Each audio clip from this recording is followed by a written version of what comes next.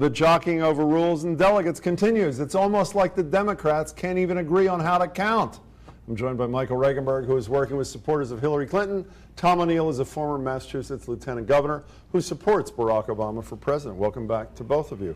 Michael, is Clinton continuing this campaign to ensure that all the votes are counted, meaning Florida and Michigan, or because she actually has a plan to win this thing?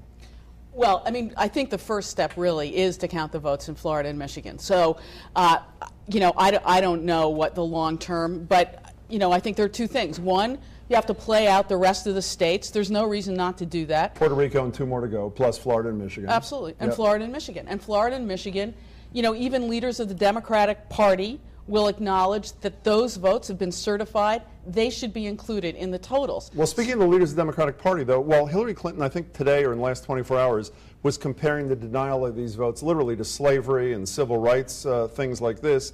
The leaders of the Democratic Party in Michigan already voted for a plan. 69 for Hillary Clinton, 59 for Barack Obama. He says, okay. She says, no way. So what is she fighting for if the leaders of that state aren't fighting for anything? Well, I mean, there's a divide that makes sense, you know, based on the votes that occurred. So I think it's 70-something, you know, and so that should be, you know, but she says she's going to fight for them. But Jim, they have spoken. But there's two arguments. Okay, one is about delegates. That's going to be decided on May 31st. In some ways, the analogy that she made today about, you know, 2000 is Hillary the Al Gore of 2008. That is, she's going to win the popular vote.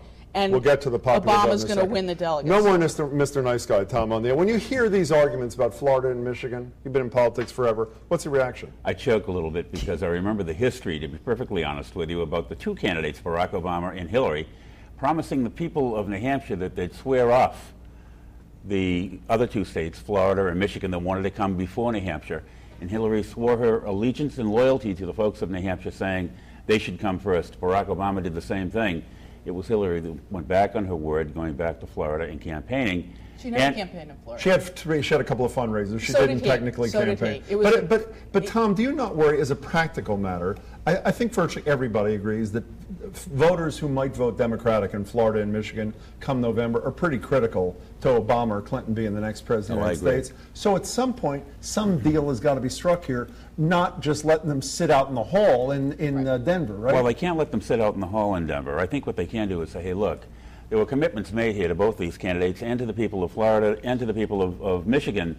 You knew what the rules were, and now you're asking us to come back and verify the votes that were taken. And I think there is leadership both from the Barack Obama campaign and the Hillary Clinton campaign working with the DNC and the folks in Florida or Michigan to see if they can't come to an arrangement that is not only equal, but it's fair to both. You know, I cut you off in the middle of your argument. You got an op-ed in the Globe the other day talking about two things that technically have nothing to do with the nomination. I mean, technically, popular vote and which states she has won. Let's stay on the popular vote thing.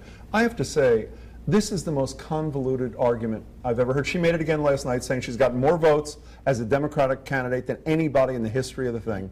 It includes Michigan, which, as you and I have discussed, she said to National Public Radio before the vote, everybody knows these votes count for nothing, where he wasn't even on the ballot. He took himself off the ballot. Maybe he did. Yeah, how can one say with a straight face, when only one candidate was on the ballot, that those votes should count to give her a popular vote margin? And by the way, the four of the caucus states, three of which he won, should not count at all. How can you say that? Well, and then you can talk about how do you win the popular vote in a state like Texas, and you don't win the delegates. What's that about? Democratic Party rules is what they're called. You're a Democrat. Right, those are the rules. But the rules, okay, but the rules are ridiculous, and the people voted. So if you want to punish somebody, punish the Democratic leaders in Florida and Michigan. Don't let them go to the So should all the convention. uncommitted votes, there was Hillary Clinton uncommitted in Michigan, if she gets all of her votes, should he get all the uncommitted votes?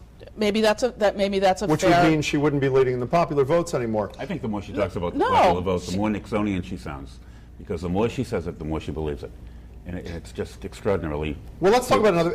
Everybody, the one thing we can agree on here, if I may, is the superdelegates are going to decide this. There is no calculation with Puerto Rico, Montana, and South Dakota. So it's superdelegates. Let me start with Tom and I'll get back to you.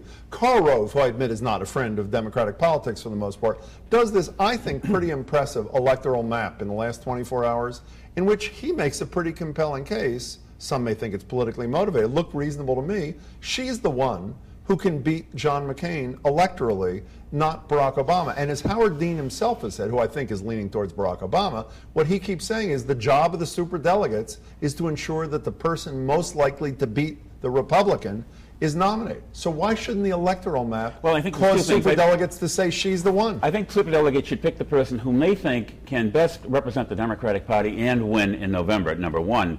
But there's also this underpinning of what's fair and what has gone on here historically during the course of these primaries and caucuses. Who's won them? Who's won most of the delegates? Who has won most of the popular vote by almost everybody else's calculation? And they come up resoundingly with Barack Obama. And I think that's how he gets there, and I think that's how America feels as though he's going to get there. On that note, if I may, there's a colleague of mine on my radio station who I rarely quote, who is never going to vote for a Democrat, who calls it the one-vote firewall for Barack Obama, meaning if he ends up with one more elected delegate, which he already has as of last night, than Hillary Clinton, he's clinched that for whatever it's worth. Tell me. That's not spin, that's spin too. No, I understand that, but let me finish the thought. How in Denver does the Democratic Party, superdelegates or not, say this is the first black candidate who ever came into a convention with a majority of elected delegates? African Americans, I'm talking practically, African Americans are the most loyal constituency any party has in this country, without a close second, Democratic Party, yet we're going to give the nomination to the woman who did not win the majority of the democratically elected delegates. Look, how does that happen? Even if it should happen, how does it happen? It's a tough decision, there's no question. That's why they're superdelegates. But the truth is, it's essentially a tie. Okay, so you've got one candidate who's gotten more popular votes, and I think, you know, if you look at Real Clear Politics and others that are counting the votes, they'll agree. If you include no, but I have it right here. Only if Florida and Michigan are counted, and four caucus states are not counted. If Florida is counted, not if the caucus states aren't counted, and one candidate who has more delegates, then I think they have to look at the equation of who is more likely to win in November. Even if it means they deny an African American who had a lead coming into Denver the nomination. What I think if they deny this African American the opportunity to be the nominee of the Democratic Party, you're going to have a cleaning house effect as took place in 1932, when for the first time FDR compassionately went out to the black Americans of this country and said that he was going to put together a program that would take them from Lincoln's Republican Party for the first time, Lincoln's Republican Party, and let them vote Democratic. You believe it happens in the opposite direction? The reverse of that happens. Okay, we have 60 seconds. But I think that, you know, there are a lot of women who are feeling, and not just women, who are feeling still that it hasn't been fair, you know, that it's been not the reason that she's where she is, but that sexism has been a part of the coverage. There. Let's talk about the one woman who's the highest profile, even higher profile than you in the news this week, Geraldine Ferraro, the only woman on a national ticket in history, talking about how, quote, Obama's terribly sexist. Not the media. Obama is terribly sexist. Sweetie. And, well, I guess that's part of it. And she's not sure she's going to vote for this guy. How does that sit with you as a lifelong Democrat?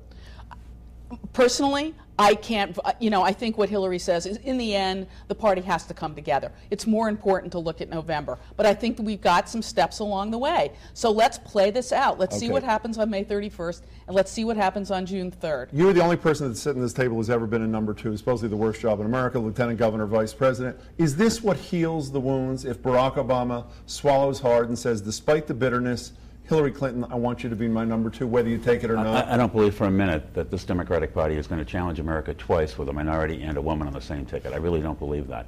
But I do think that he has to extend himself and pick up the phone very quietly and say, let's go out and have dinner. We have to have a conversation. Fair enough. We've got to hold it there. They're not